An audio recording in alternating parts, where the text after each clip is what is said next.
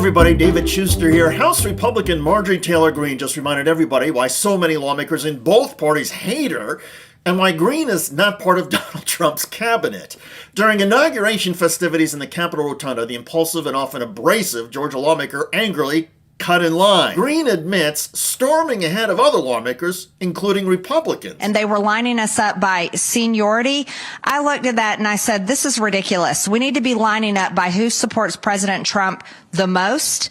And that is, I said, that's me. And I went to the front of the line, and Marcy Kaptur happened to be standing there. And I told her, I said, look, you voted to impeach President Trump, so I'm going in front of you. And every single one of those Democrats, they did not belong in that inauguration. They voted to impeach President Trump. They wanted to lock him up for the rest of his life. They wanted to destroy his family, destroy their businesses, and they did destroy this country for 4 years. So I was sick of them. I was like, I don't care about your seniority. I'm taking it away, and I'm going to the front of the line, and that's what I did. Greene did not mention the reaction, but according to witnesses, there was a lot of eye-rolling and muttering at Greene.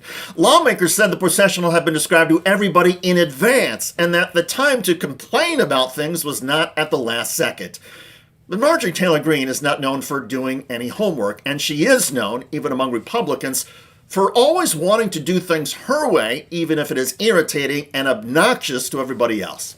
So Greene jumped the line, and apparently lawmakers decided not to try and stop her because that would have created an even bigger and more embarrassing scene. A year ago, Marjorie Taylor Greene made it clear that she hoped to be considered as Donald Trump's running mate.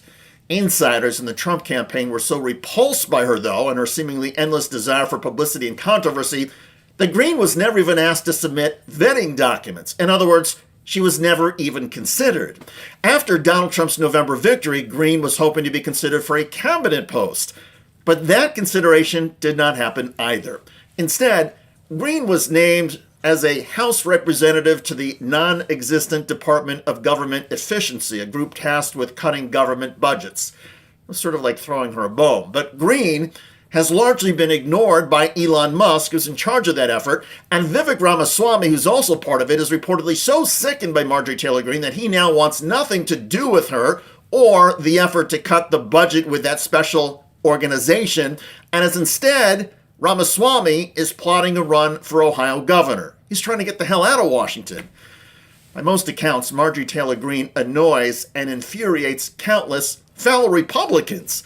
Donald Trump is clearly aware of that, and so Marjorie Taylor Greene has been left having to cut in line just to get a closer seat to a Trump speech. At some point, you would think that Marjorie Taylor Greene would try to engage in some self-reflection and moderate her style, but at the moment, Greene continues to dabble in unhinged conspiracy theories and lunatic rhetoric that is even too crazy for Donald Trump. Here is Marjorie Taylor Greene talking about Democrats who politely attended the Trump inauguration. Steve, there's no unity.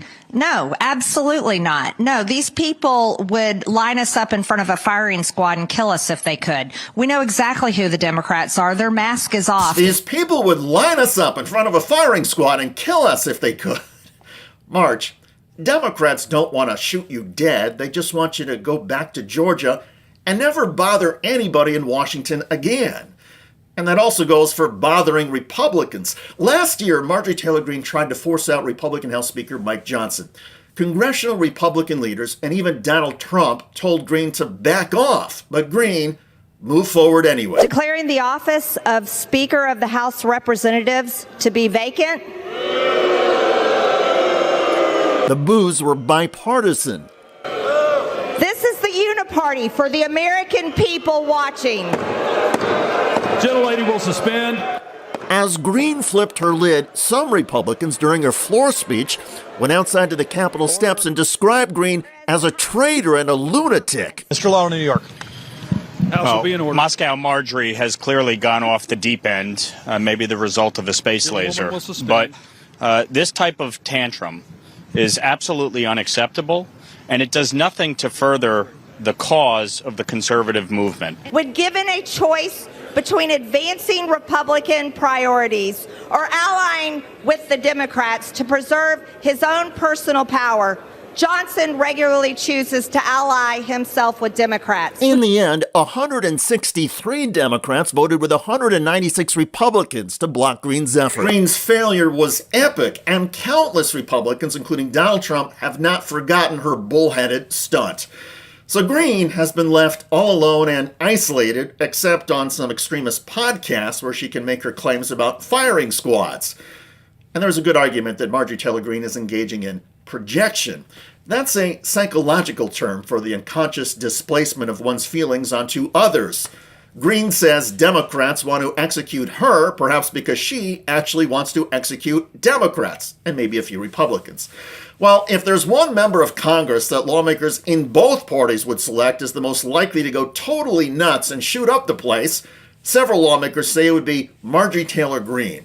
She reportedly has few friends in Congress. She has a lot of pent-up frustration. She keeps getting spurned and humiliated by Donald Trump. And even the sequence for entering the Capitol Rotunda is a flashpoint for Greene. Given the perspective that Greene is out of control, it is no wonder her own colleagues just roll their eyes and let her cut in line. After all, the embarrassing scenes that MTG keeps creating could always get worse. By the way, Elon Musk and his SpaceX organization are now getting mocked for trying to rebrand a rocket explosion. Anybody in the space business has dealt with failure a lot. It's often how engineers and analysts learn. That's wild, man. But this setback in the sky became a source of unprecedented ridicule on Earth when SpaceX wrote, Starship experienced a rapid, unscheduled disassembly during its ascent burn. Check out that video at the link below. I'm David Schuster. Thanks for joining us.